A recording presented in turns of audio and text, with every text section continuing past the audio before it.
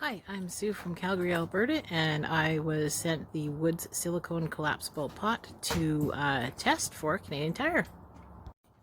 I would recommend the Woods Silicone Collapsible Pot to any friends, family members that like to go camping. It was very easy to use. Collapses nice and small for packing away your gear. Cleans up easy. Just give you a brief shot here. I made up some good old mac and cheese there. Yum yum. Made a great big mess while I was cooking it, but that was my bad. The pot worked great. Took a little bit longer to boil, but I think because it was originally windy when I first did it. Unfortunately, we received the pot after we had just finished our last camping trip of the season, so I did it on my barbecue side burner. Works the same as a cook stove. It did great. Silicone does get a little warm to the touch. I recommend hot pads once you're done your cooking to pick it up. The tab on the lid,